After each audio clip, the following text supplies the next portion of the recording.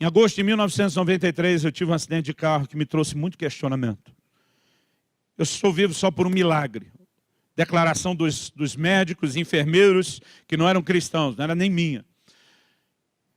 Mas mesmo tendo sobrevivido de uma forma milagrosa, todo mundo dizendo que teu santo é forte, alguém vela por você, aquele linguajar todo de quem, né, não entende a palavra de Deus da mesma forma que a gente. Eu lembro que eu tinha um questionamento enorme. Eu dizia, Deus, por que é que o Senhor permitiu isso? Eu dizia, na verdade, o tempo todo eu dizia para Deus, tenho certeza que isso foi coisa do cão, foi coisa do diabo. Mas eu dizia para Deus, o diabo só pode tocar em alguém com permissão. Falei, ou minha ou sua. Eu dizia para Deus, nós dois sabemos que não fui eu. Eu dizia, por eliminatória só sobrou você. Eu dizia para Deus, eu recorro ao Supremo Tribunal Celestial, eu apelo em última instância, não fui eu, o Senhor sabe que não fui eu.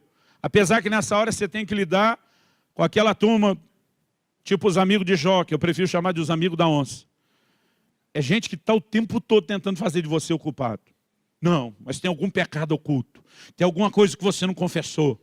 Né? Sempre tem alguém, irmão, querendo explicar o que não entende. Eu lembro de alguém que me perguntou, mas vocês oraram antes da viagem? Teve um dia que o irmão falou, tem certeza que não tem pecado? Eu falei, estou quase pecando, é agora. Vou voar no seu pescoço, miserável.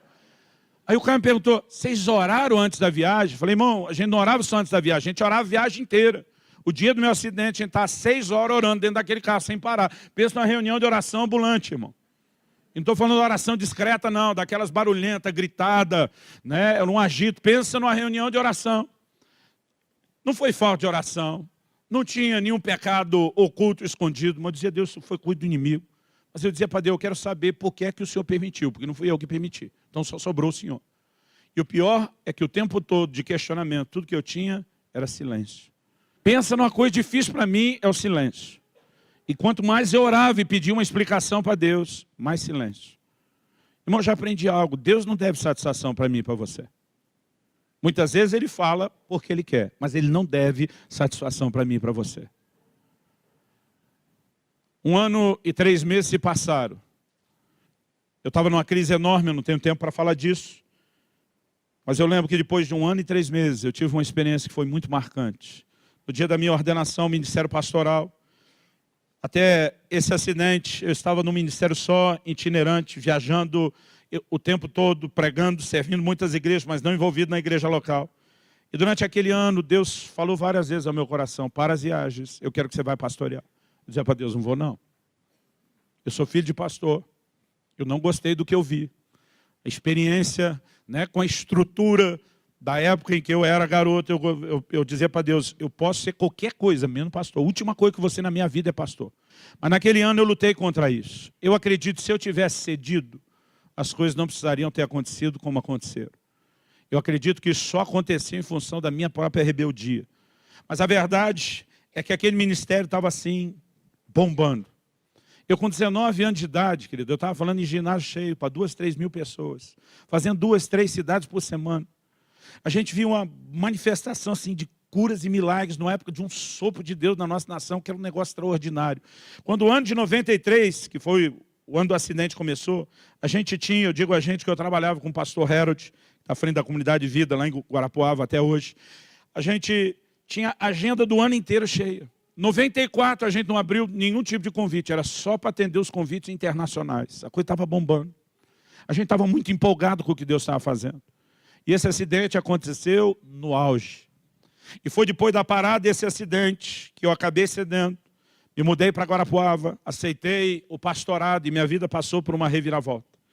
Agora, 1 ano e 3 meses depois do acidente, depois de quase 1 ano sendo provado no trabalho lá, nós estamos sendo ordenados ao ministério pastoral e muitas palavras proféticas começaram a ser liberadas.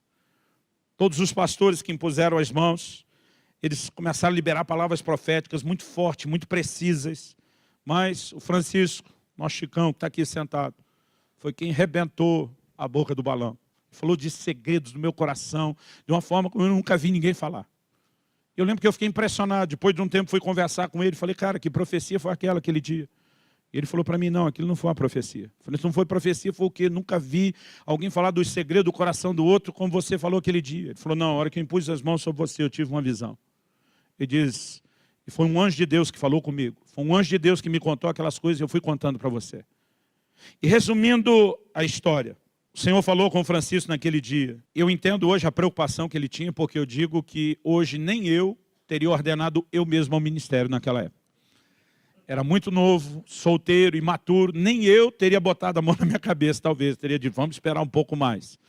Mas o Francisco estava preocupado e uma das coisas que o anjo falou com ele foi, olha, uma preocupação no seu coração a respeito desses ministérios, apontou para nós os três, mas ele falou para ele, o Altíssimo te faz saber que eles estão nas mãos do Senhor. Estão no lugar certo, na hora certa, fazendo a coisa certa. Não há motivo para que você se preocupe. E depois de tranquilizar ele, genericamente com nós todos, o anjo apontou para mim e o caldo entornou para o meu lado. E o anjo de Deus disse para ele, quanto porém a este? E essa foi a parte que eu não gostei. Porque o anjo disse assim, ele é rebelde. E ele não aceita o tratamento de Deus na vida dele. Pô, irmão, o anjo aparece para Daniel, chama de homem muito amado. Para Gideão, de homem valente. Para mim rolou só um rebelde. Eu me rebelei para tentar provar que não era rebelde, mas não adiantou. E diz, ele não aceita o tratamento de Deus na vida dele. O anjo diz, diga para ele que o acidente de carro que ele teve no ano passado foi de fato, como ele diz nas orações dele, uma tentativa de Satanás de destruí-lo. Mas o anjo diz, diga porém, por que Deus o permitiu? E essa é a hora que quase 23 anos depois do episódio da palavra profética, quase 24 depois do acidente, eu ainda sinto vergonha de ter que contar essa história. Porque eu passei mais de um ano em crise, questionando a justiça de Deus, a fidelidade de Deus, o amor de Deus, o cuidado de Deus. Por mais que eu não tivesse coragem de verbalizar por medo de pecar lá dentro, o sentimento, o pensamento que represava lá dentro de mim, não deixava de ser verbalizado, era Deus, onde é que você estava quando eu mais precisei de você? O que adianta eu ver milagre para os outros e não ter visto o seu cuidado? Aí tinha gente dizendo, não, mas foi um milagre Deus te guardar. Eu pensava, milagre por milagre.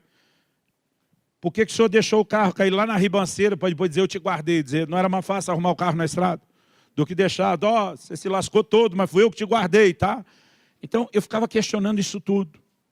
E nessa hora, a palavra dada foi, diga, porém, por que Deus o permitiu.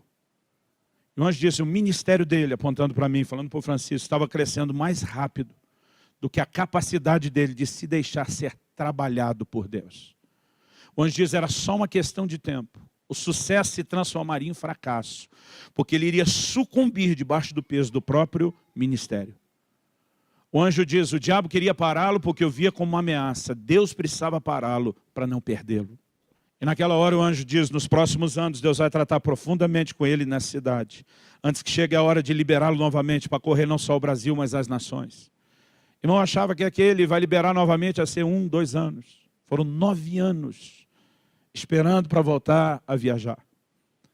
Mas nesses 9 anos foi que eu comecei a entender um pouco dessa verdade de como Deus precisa trabalhar comigo e com você. E é irônico, mas eu gosto de dizer isso hoje. O diabo foi uma bênção na minha vida. Porque o cabeção, quando ele tem uma permissão, ele vai que nem urubu na carniça. Ele achou que de alguma forma conseguiria trazer prejuízo. Deus usa um prejuízo material para produzir algo diferenciado na minha vida, para me colocar de volta nos trilhos, no eixo do qual eu nunca deveria ter saído. E eu comecei a entender a partir disso, querido, da soberania de um Deus. Eu não acredito que eu tinha que ter passado por isso. Se eu tivesse parado antes, talvez nada disso teria sido necessário. Se eu tivesse sido sensível ao Senhor e obedecido Ele antes, talvez não precisasse passar por um processo doloroso, mas ainda assim, eu gosto de dizer, Ele é fiel mesmo quando nós não somos. Deus foi criando oportunidades para que eu não me perdesse fora do plano e do propósito dele. Mas hoje a razão pela qual eu sinto vergonha de contar a história, querido, é porque enquanto eu estava acusando Deus de abandono, na verdade Ele estava me protegendo. Enquanto eu estava dizendo, onde é que você estava que não cuidou de mim? Na verdade Ele estava era cuidando de mim. Chegará um dia, querido, onde nós vamos entender coisas que hoje nós não entendemos.